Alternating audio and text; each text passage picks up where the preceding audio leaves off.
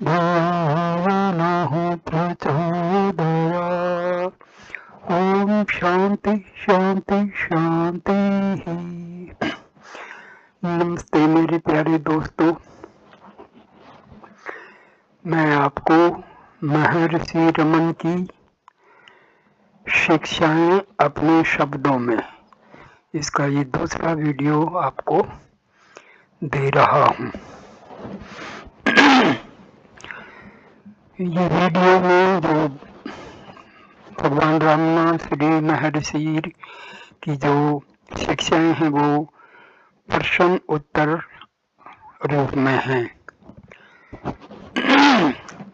प्रश्न, साधक प्रश्न करता है, चेतना की ये तीन अवस्थाएं सत्य के सत्रों की दृष्टि से तूर्य से कितनी कम मूल्य वाली हैं?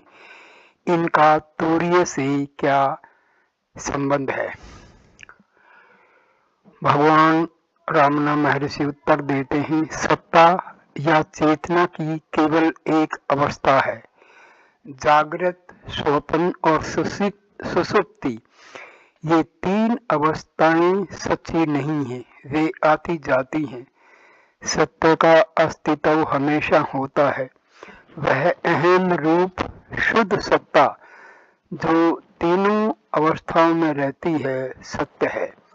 तीन अवस्थाएं सत्य नहीं हैं, इसलिए सत्य की दृष्टि से उनकी कितनी मूल्यवत्ता है यह कहना संभव नहीं है। इस तथ्य को हम मोटे तौर पर इस प्रकार प्रस्तुत कर सकते हैं, केवल सत्ता या चेतना सत्य है। चेतना तथा जागृत को मिलाकर हम जागृत कहते हैं। चेतना तथा स्वप्न को जोड़कर हम स्वप्न कहते हैं, एवं चेतना तथा निद्रा को जोड़कर निद्रा कहते हैं। चेतना पर्दा है जिस पर सब चित्तर आते जाते हैं। पर्दा सत्य है, चित्तर पर्दे पर दिखने वाली छाया मात्र है। दीर्घकालीन आदत के कारण हम इन तीन अवस्थाओं को सत्य मानते हैं, इसलिए चैतन्य की मूल अवस्था को चौथी अवस्था कहते हैं। ये चौथी अवस्था तुर्य अवस्था होती है। वस्तुतः चौथी अवस्था नहीं है, केवल एक ही अवस्था है। स्वप्न और जागृत में कोई अंतर नहीं है, सिवा इसके कि स्वप्न अल्पकालीन है और जागृत दीर्घकालीन। दोनों मन के परिणाम हैं। क्योंकि जागृत अवस्था लंबी है, हम सोचते हैं कि वह हमारी सच्ची अवस्था है, लेकिन वास्तव में हमारी सच्ची अवस्था तुर्य अवस्था है जो हमेशा एक सी रहती है और जागृत, स्वप्न तथा सुषुप्ति के बारे में कुछ नहीं जानती। क्योंकि हम इन तीनों को अवस्था कहते हैं, तुर्य को भी अवस्था कहते हैं, किंतु वह अवस्था नहीं है, आत्मा का सहज स्वरूप है। जब हम इस तथ्य को जान लेते हैं तब हमें पता चलता है कि वह तुर्य या चौथी अवस्था नहीं है, क्योंकि तीन की अपेक्षा से ही चौथी कहा जाता है। जबकि आत्मा सदा एक रूप है, इसलिए तुर्यातीत अथवा परम स्थिति का ही अस्तित्व है। प्रश्न, लेकिन आत्मा के पर्दे पर या परम स्थिति में ये तीन अवस्थाएं क्यों आती जाती रहती हैं? भगवान उत्तर देते हैं, कौन यह प्रश्न पूछता है? क्या आत्मा यह कहता है कि ये तीन अवस्थाएं आती जाती हैं? यह तो दृष्टा है जो कहता है कि ये आती जाती। दृष्टा का मतलब यहाँ पर अहम, ईगो। दृष्टा और दृश्य मिलकर मन बनता है। ढूंढिए कि मन जैसी कोई वस्तु है या नहीं। इस प्रकार अन्वेषण करने पर मन आत्मा में लीन हो जाता है और तब न दृष्टा रहता है न दृश्य। अतः आपके प्रश्न का सही उत्तर यह है कि वे न आती हैं न जाती हैं। आत्मा जैसा है वैसा ही सदैव रहता है। अन्वेषण के अभाव के कारण ये तीन अवस्थाएं अस्तित्व में आती हैं। अतः आत्मा अनुसंधान से उनका अंत होता है। कोई कितना ही समझाए यह सत्य तब तक स्पष्ट नहीं होता जब तक मनुष्य स्वयं आत्म साक्षात्कार नहीं कर लेता। एक बार साक्षात्कार हो जाए तो उसे आश्चर्य होता है कि वह अब तक इस स्वयं सिद्ध तथा केवल सत्ता के प्रति अंध कैसे बना रहा। प्रश्न, मन और आत्मा में क्या भेद है? महर्षि उत्तर देते हैं, कोई भेद नहीं है। अंतर्मुख मन आत्मा है और यही मन बहिर्मुख बनकर अहंकार तथा जगत बन जाता है। रुई से बने विविध वस्त्र विभिन्न नामों से जाने जाते हैं।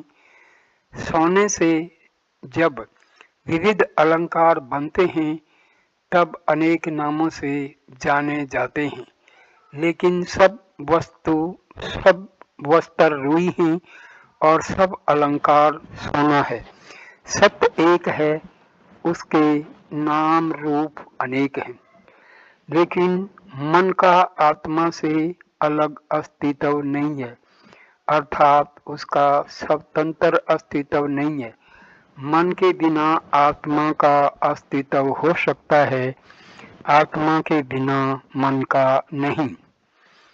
प्रश्न, ब्रह्म सच्चिदानंद कहा जाता है, उसका क्या अर्थ है?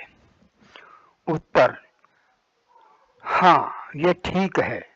जो है वह केवल सत्य है, उसे ब्रह्म कहते हैं। सत्य की प्रभा चित्त है तथा उसका स्वभाव आनंद है। ये सत्य से भिन्न नहीं है। तीनों मिलकर एक सच्चिदानंद रूप बनता है। प्रश्न, आत्मा सत्ता और चैतन्य है तो वह सत्य असत्य से भिन्न तथा चेतन अचेतन से भिन्न है, ऐसा क्यों कहा जाता है? महर्षि उत्तर देते हैं, आत्मा सत्य है, लेकिन चूंकि वह सर्वरूप है, उसकी सत्यता के बारे में द्वैत मूलक प्रश्नों का अवकाश नहीं, अतः उसे सत्य असत्य से भिन्न कहा जाता है। इस प्रकार यद्यपि वह चैतन्य है, क्योंकि उसके लिए कुछ ज्ञेय नहीं है अथवा वह स्वयं किसी का ज्ञेय नहीं है, उसे चेतन अचेतन से भिन्न कहा जाता है। सच्चिदानंद कहने से यह लक्षित होता है कि वह परम सत्ता असत्य नहीं है, अर्थात सत्य से भिन्न नहीं है, अचित नहीं है, अर्थात चैतन्य से भिन्न नहीं है, एवं अनानंद नहीं है, अर्थात आनंद से भिन्न नहीं है। एवं अनानंद नहीं है, अर्थात आनंद से भिन्न नहीं है। क्योंकि हम माया में प्रातिभाषिक जगत में हैं, हम आत्मा को सच्चिदानंद कहते हैं। प्रश्न, किस अर्थ में सुख या आनंद हमारा सच्चा स्वरूप है? भगवान उत्तर देते हैं, पूर्ण आनंद ब्रह्म है, पूर्ण शांति आत्मा है, केवल उसका अस्तित्व है तथा वही चैतन्य है। जिसे आनंद कहते हैं वह आत्मा का स्वभाव है। आत्मा परमानंद से भिन्न नहीं है। जिसे सुख कहा जाता है उसी का अस्तित्व है। इस सत्य को ठीक समझकर एवं आत्मा की सहज अवस्था में रहकर सनातन सुख का अनुभव कीजिए। यदि मनुष्य यह सोचता है कि उसका सुख बाह्य कारणों से और पदार्थों के स्वामित्व से उत्पन्न होता है, तो यह निर्णय करना तर्कसंगत होगा कि उन पदार्थों की वृद्धि से उसका सुख बढ़ना चाहिए और उनके कम होने से घटना चाहिए। इसलिए जब उसके पास कुछ भी न हो तो उसका सुख पूर्ण रूप से समाप्त हो जाना चाहिए। लेकिन मनुष्य का वास्तविक अनुभव क्या है? क्या वह इस निर्णय के अनुरूप है? गहरी नींद में मनुष्य के पास कुछ नहीं होता, शरीर भी नहीं होता, तब दुखी होने के बजाय वह पूर्ण रूप से सुखी होता है। प्रत्येक मनुष्य गाढ़ निद्रा चाहता है। निष्कर्ष यह है कि आनंद मनुष्य में ही निहित है और बाह्य कारणों से या उपकरणों से उत्पन्न नहीं होता है। अमिश्रित शुद्ध आनंद के खजाने को खोलने के लिए मनुष्य को आत्म साक्षात्कार अवश्य करना चाहिए। प्रश्न: श्री भगवान हृदय को चैतन्य का केंद्र एवं आत्मा से अभिन्न कहते हैं। इस हृदय का सही अर्थ क्या है? भगवान श्री रामना महर्षि उत्तर देते हैं, आप इसे ईश्वर, आत्मा, हृदय या चैतन्य का केंद्र किसी भी नाम से पुकारें, इन सब का एक अर्थ है। समझने की मुख्य बात यह है कि हृदय मनुष्य का मूलाधार या केंद्र है, जिससे अलग कुछ नहीं है। हृदय भौतिक नहीं, आध्यात्मिक है। हृदय जमा अयम मिलकर हृदय शब्द बनता है, जिसका अर्थ आत्मा का स्थान है। यहाँ से विचार उत्पन्न होते हैं, इसके आश्रय से बने रहते हैं तथा इसी में लीन होते हैं। विचार मन में रहकर विषयों का निर्माण करते हैं। हृदय इन सब का केंद्र है। उपनिषदों में जहाँ से सब प्राणी प्रकट होते हैं उसे ब्रह्म कहा गया है। वे हृदय है, ब्रह्म हृदय है। प्रश्न: हृदय का अनुभव कैसे किया जाए? महर्षि रामना उत्तर देते हैं, कोई भी अक्षण भर के लिए भी आत्मा का अनुभव किए बिना नहीं रहता, क्योंकि कोई भी यह स्वीकार नहीं करता कि वह अपने आत्मा से अलग रहता है। वह आत्मा ही है और आत्मा हृदय है। हृदय वह केंद्र है जहाँ से सब कुछ प्रकट होता है। आप जगत, शरीर इत्यादि देखते हैं, इसलिए यह कहा जाता है कि इन सब का केंद्र हृदय है। जब आप हृदय में ही होते हैं तब हृदय न केंद्र है न परिधि, उससे भिन्न कुछ नहीं।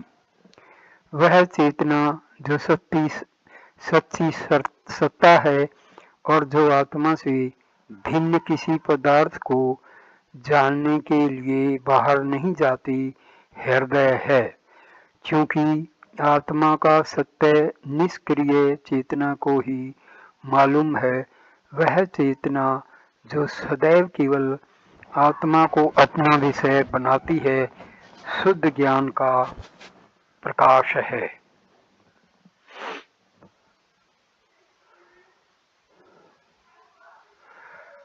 आत्मभान एवं आत्मा का अज्ञान।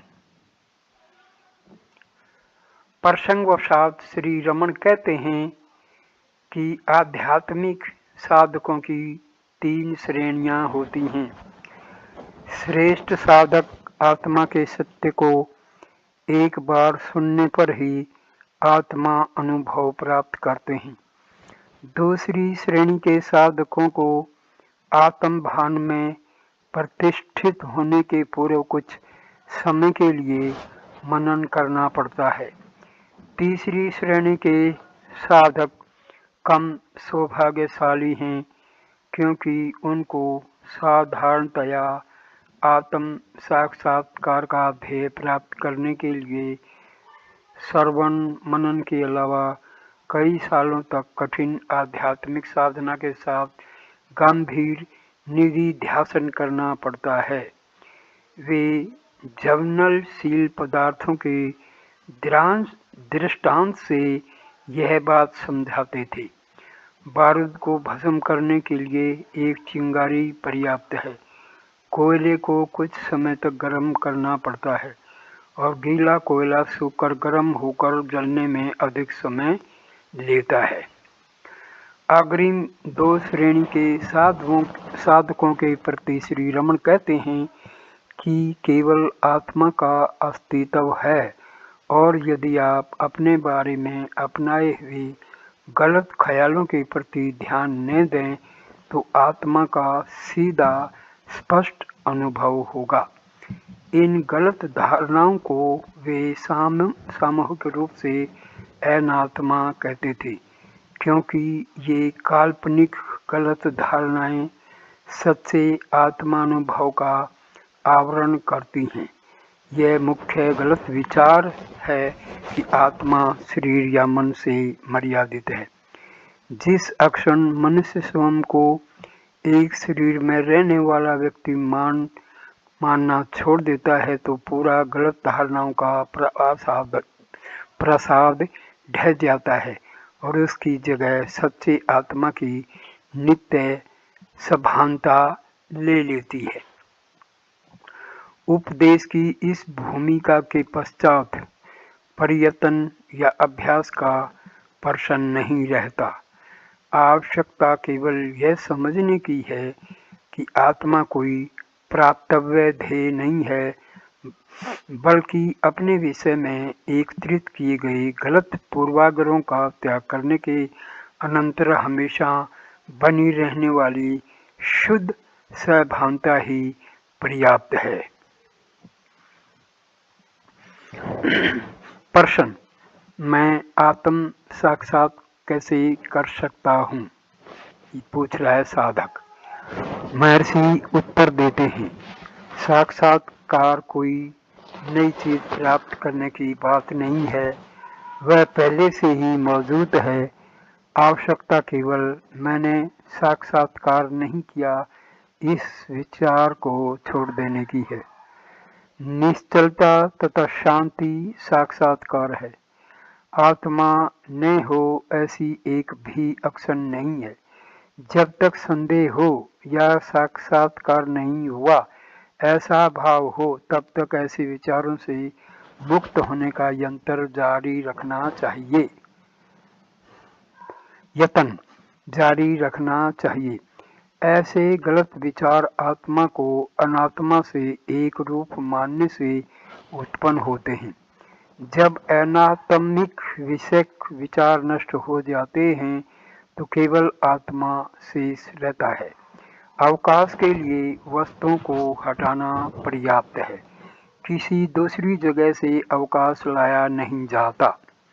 प्रश्न, क्योंकि वासना अक्षय के बिना साक्षात्कार असंभव है, मैं उस अवस्था को प्राप्त कर सकता हूँ जिसमें वासनाओं का अभाव हो।